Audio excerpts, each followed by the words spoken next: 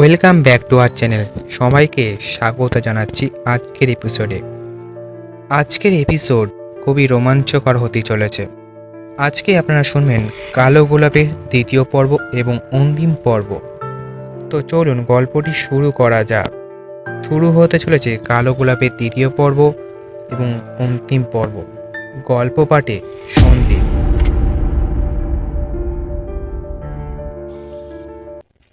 একজন লোলুপ ভঙ্গিতে আয়েশার বুকের ওপর ঝুঁকে পড়ে আয়েশার স্তনে হাত দেবে এমন সময় সশব্দে একটা তলোয়ার বাতাসে ভেসে এসে সেই রক্ষীর হাতটা কেটে দিয়ে আবার শূন্যে অদৃশ্য হয়ে গেল।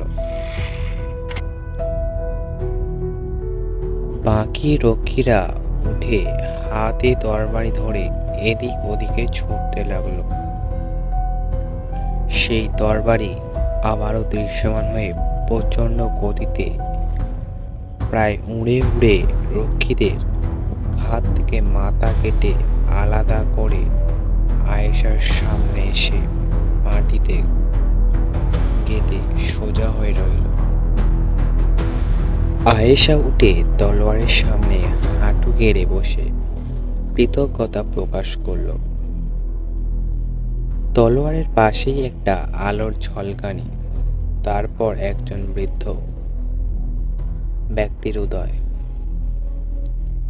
ভীষণ সুন্দর তার চেহারা আর মুখের মিষ্টি হাসি।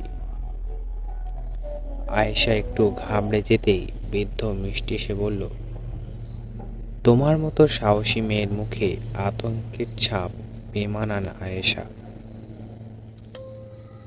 তুমি সমস্ত ভয়ভীতি পেছনে ফেলে এগিয়ে যাও তোমার লক্ষ্য বরাবর, অবশ্যই তুমি সফল হবে।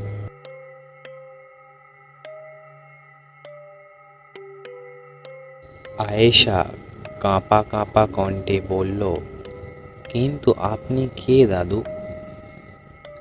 বৃদ্ধ মিষ্টি হেসে বলল, আমি জিন সম্প্রদায়ের। এই বনে প্রায় ১৫০ বছর ধরে আছি। আগে এখানে বৃক্ষের শাখায় লতায় পাতায় ফুল ফুটত, বসন্ত আসত, পাখিরা গাইত। এক কথায় বলতে গেলে প্রাকৃতিক স্বর্গ ছিল। কিন্তু রাজা লুইস সিংহাসন দখল করার পর থেকেই তার অত্যাচার আর অবিচারে এবং এই বনেও তার নৃশংস কার্যক্রম শুরু হওয়ার পর থেকে বনটা যেন মরে গেছে। তাই এই বনেরও নাম এখন মৃত বন। এই বনে এখন একটাই ফুল ফোটে, সেটা হলো রহস্যময় কালো গোলাপ। আগ্রহ নিয়ে আয়েশা প্রশ্ন করল, কি এমন রহস্য লুকিয়ে আছে ওই কালো গোলাপে? বৃদ্ধ ব্যক্তি বলল, ওই কালো গোলাপ অশুভ শক্তির উৎস। কালো গোলাপ ফোটাতে হলে সদ্য নব যৌবনা মেয়েদের বলি দিয়ে তাদের রক্ত মাটির সাথে মিলিয়ে দেওয়া হয়।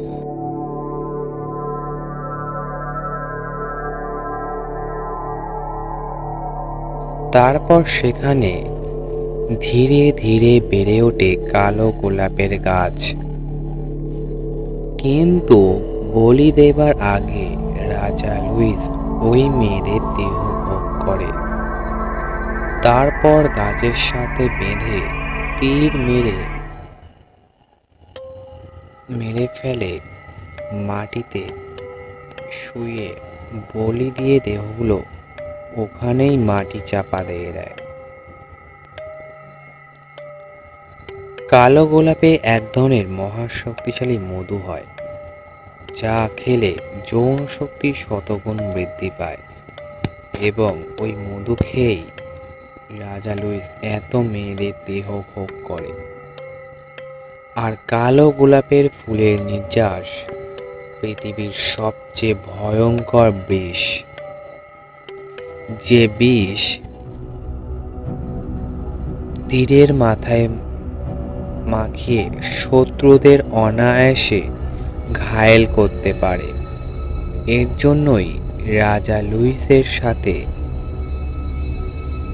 কেউ পেরে ওঠে না কখনোই। চিন্তাগ্রস্ত আয়েশা বলল, তাহলে রাজা লুইসকে ধ্বংস করে রাজ্য এবং ওই সব অসহায় মেয়েদের জীবন রক্ষা করার উপায় কি?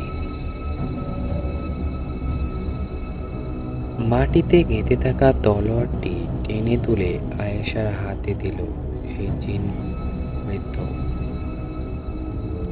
এবং বৃদ্ধ বলল, একমাত্র তোমার মতো সাহসী এবং অকুতোভয় সংগ্রামী কারোর পক্ষেই এটা সম্ভব।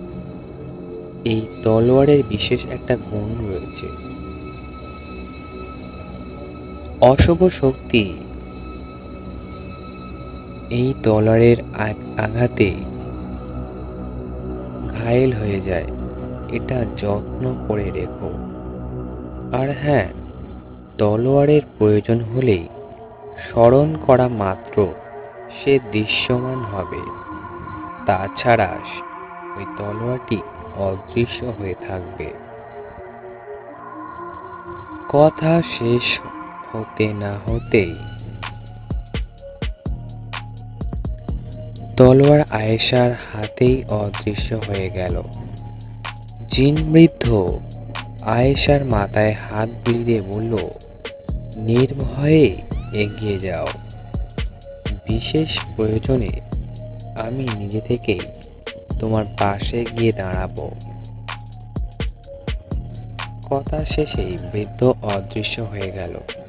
রামচরণকে যেখানে গাছের সাথে বেঁধে রাখা হয়েছে সেখানে দৌড়ে এসে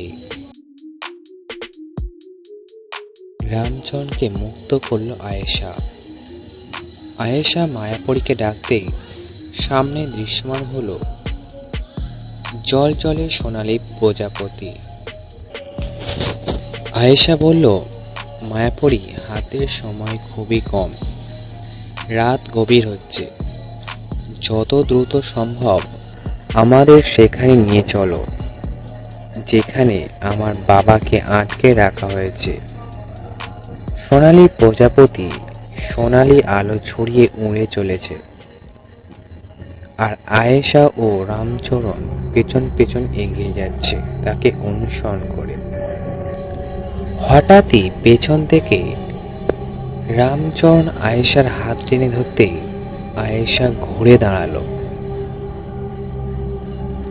রামচরণ একটা আংটি বের করে আয়েশার হাতের আঙুলে পরিয়ে দিল এবং আয়েশার হাতে চুমু খেয়ে বলল, আংটিটা দিতেই ভুলে গিয়েছিলাম, পরে যদি সুযোগ না হয়, তাই এখনই পরিয়ে দিলাম।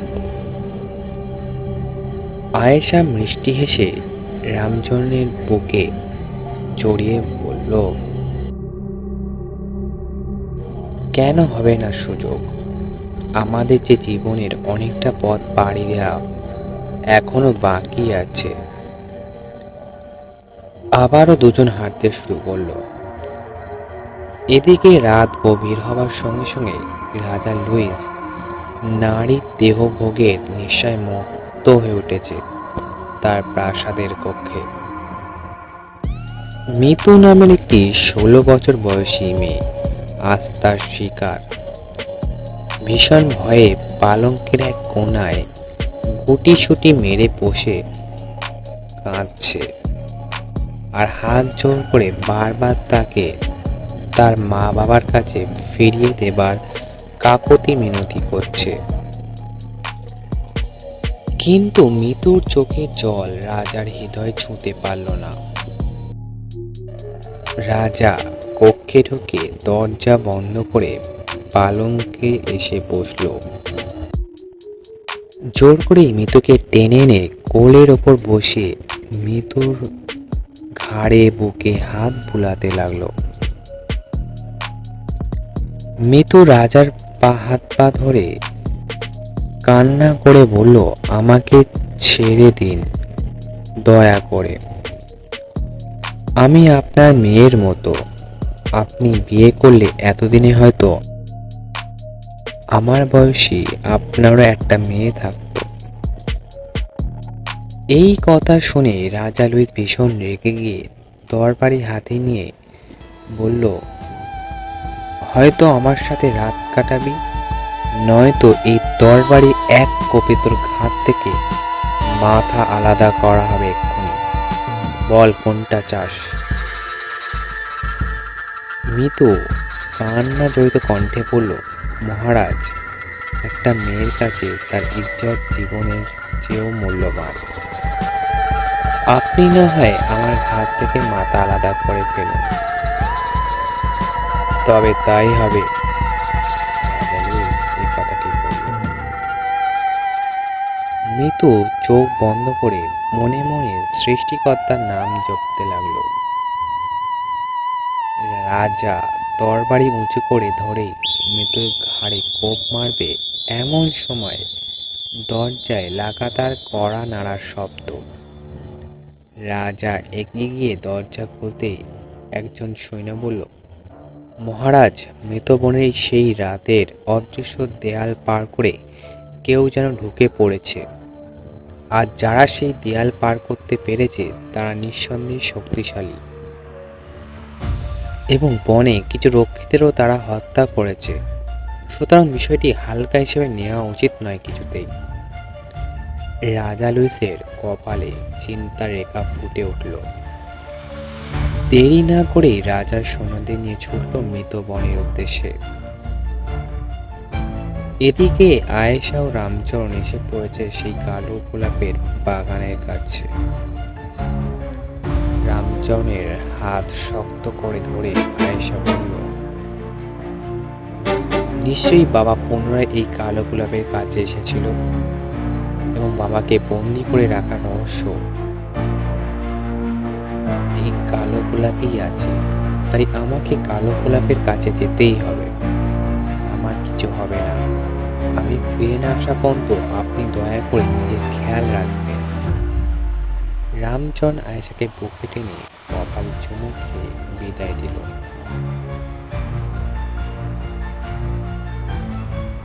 আয়েশা এসে কালো গোলাপের গাছের পাশে দাঁড়ালো। গা ছমছমে পরিবেশ, প্রকৃতি যেন থমকে গেছে। গাছের পাতাগুলো অনড়, যেন হাওয়ারা এ বনে ছেড়ে পালিয়ে গেছে।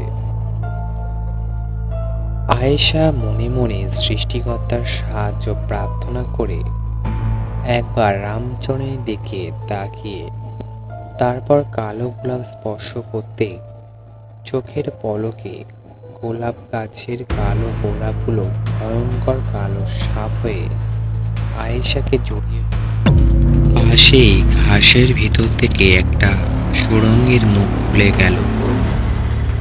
কালো সাপগুলো আয়েশাকে টেনে সেই সুড়ঙ্গের ভিতর নিয়ে গেল। রামচরণ দৌড়ে আয়েশাকে ধরতে চাইল, কিন্তু রামচরণ নিজের জায়গা থেকে এক পাও নড়তে পারল না।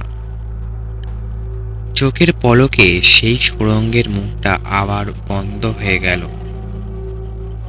এদিকে সুড়ঙ্গের ভেতর প্রবেশ করতেই আয়েশা দেখল তার বাবা সুড়ঙ্গের ভেতরে মাটিতে পড়ে আছে অজ্ঞান হয়ে। যাক, অবশেষে আয়েশার প্ল্যানটা সফল হলো। আয়েশা চেয়েছিল যে যেভাবেই হোক তার বাবার কাছে পৌঁছতে, এবং আয়েশা এও জানতো বাবার কাছে পৌঁছানোর উপায় এই একটাই। হুঁশ ফিরতেই আয়েশাকে দেখে তার বাবা ভীষণ অবাক হয়ে বললেন, তুমি এখানে কেন আসতে গেলে? এটা মরণ ফাঁদ, এখান থেকে মনে হয় বেঁচে ফেরা অসম্ভব।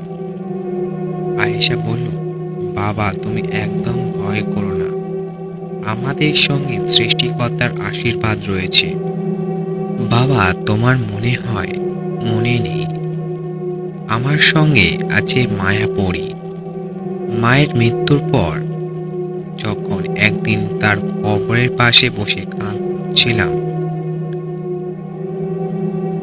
তখন মায়াপরী আকাশ থেকে উড়ে যাচ্ছিল।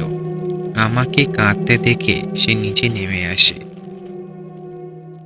তারপর কত চেষ্টা করে আমাকে হাসানোর জন্য, সেই থেকেই মায়াপরী আর তার রাজ্যে ফেরেনি, আমার সঙ্গেই আছে। বিপদে সে আমার বন্ধু, সে আমাকে জাদুকরী ক্ষমতা দিয়েছে।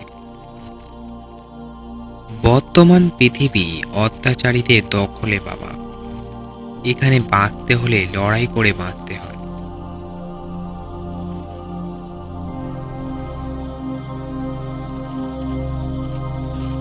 আর যারা অশুভদের বিরুদ্ধে লড়াই করে তারা কখনো হারে না।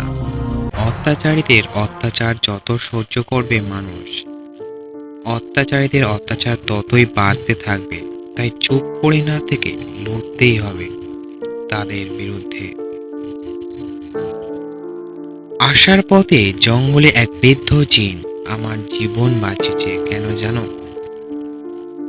সেও চায় এই যাত্রায় অত্যাচারী রাজা লুইসের পতন হোক, মুক্তি পাক এ রাজ্যের নিরীহ অসহায় মানুষগুলো, তারা আবার বাঁচার মতো বাঁচুক।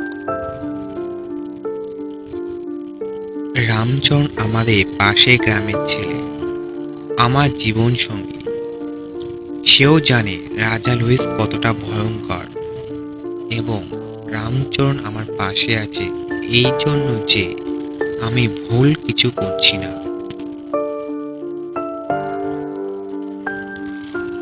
এই যাত্রায় সবাই আমাদের সঙ্গে আছে, তুমি চিন্তা করো না বাবা, আমরা জয়ী হব। আয়েশার কথা শেষ হতে না হতে কালো সাপগুলো আরো শক্ত করে পেঁচিয়ে ধরল আয়েশা ও তার বাবাকে। আয়েশা আর এক মুহূর্ত দেরি না করে চোখ বন্ধ করে মনে মনে সেই তলোয়ারের কথা ভাবতেই তলোয়ারটা দৃশ্যমান হয়ে চোখের পলকে সব সাপগুলো কেটে টুকরো টুকরো করে ফেলল। সঙ্গে সঙ্গে সুড়ঙ্গের মুখটা খুলে গেল।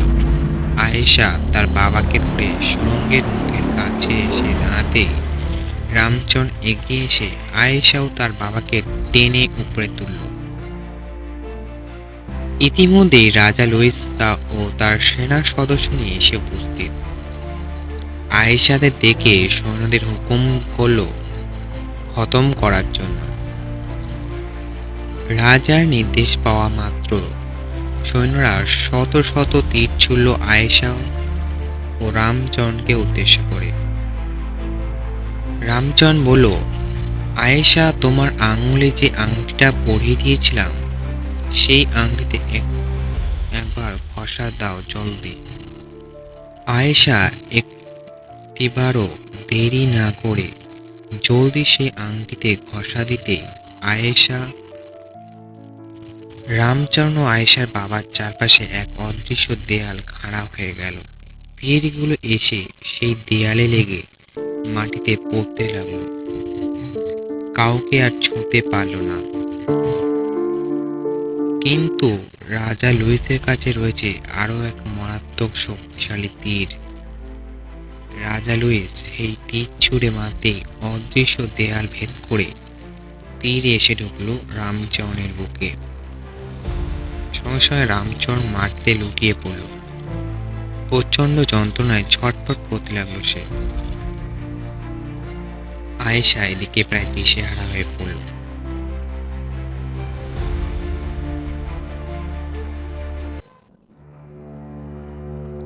মায়াপরী আয়েশার চোখে একটা বালুকণা হয়ে ঢুকে পড়তেই আয়েশার চোখ থেকে টপ টপ করে জল পড়তে লাগলো। সেই জল কয়েক ফোঁটা রামচরণের মুখে যেতেই রামচরণের শরীর থেকে সমস্ত জ্বালা যন্ত্রণা দূর হয়ে গেল মুহূর্তের মধ্যেই। আয়েশা দেরি না করে চোখ বন্ধ করে তরবারি কথা ভাবতেই তরবারিটা দৃশ্যমান হয়ে রাজার সৈন্যদের ঘাত থেকে মাথা আলাদা করতে লাগলো। সব সৈন্যদের মারা শেষে তরবারিটা রাজা লুইসের তরবারির আঘাতে ভেঙে দুই টুকরো হয়ে মাটিতে পড়ল। রাজা লুইস এগিয়ে এসে আয়েশার চুল ধরে বলল, আমাকে হারানোর মতো এখনো কেউ সৃষ্টি হয়নি। এই পৃথিবীতে। নে এবার আমার হাতে তুই মর। কথা শেষে রাজা লুইস কোমর থেকে আর একটা ধারালো ছুরি বের করে আয়েশার গলায় ধরতেই পিছন থেকে কেউ তরবারি ঠকিয়ে দিল। সেই তরবারি লুইসের বুকে ভেদ করে বেরিয়ে আসলো। লুইসের পিছনে সেই জিনবৃদ্ধ। সেই জিনবৃদ্ধটি বলল, হাজার মানুষের সুখের বিনিময়ে তোর মতো দুষ্ট রাজা বলি দেওয়া দোষের কিছু নয় লুইস। রাজা লুইস ছটফট করতে করতে মাটিতে লুটিয়ে পড়ে নিস্তেজ হয়ে গেল। মৃত বনের কালো গোলাপের গাছগুলো সঙ্গে সঙ্গে ভেঙে পড়লো সব।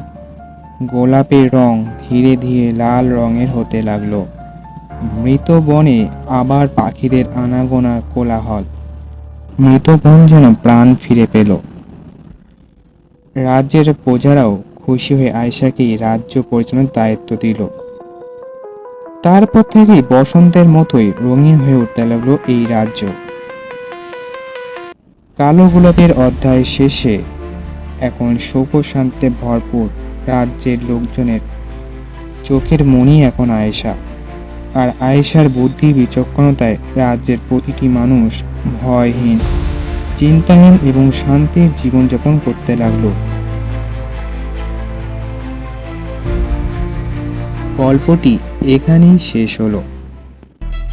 তো গল্পটি কেমন লাগলো তো অবশ্যই আমাদেরকে কমেন্ট করে জানান, এবং আপনি যদি আপনার লেখা কোনো গল্প আমার সাথে শেয়ার করতে চান তাহলে অবশ্যই পারেন। সেই জন্য আপনাকে অবশ্যই আমাদের অফিসিয়াল ফেসবুক পেজে ইনবক্স করুন, এবং আমার সাথে কথা বলতে চাইলেও ইনবক্স করুন। আমাদের official page Mindscape poetry 2M follow করতে ভুলবেন না। ততক্ষণে সুস্থ থাকবেন, ভালো থাকবেন। দেখা হচ্ছে পরের গল্পে। আর বলে রাখি, আমাদের গল্প প্রতি বৃহস্পতিবার রাত 10টায় আসতে থাকবে। তো আপনি যদি এখনও চ্যানেলটি সাবস্ক্রাইব না করে থাকেন তাহলে এখনই চ্যানেলটি সাবস্ক্রাইব করে নিন।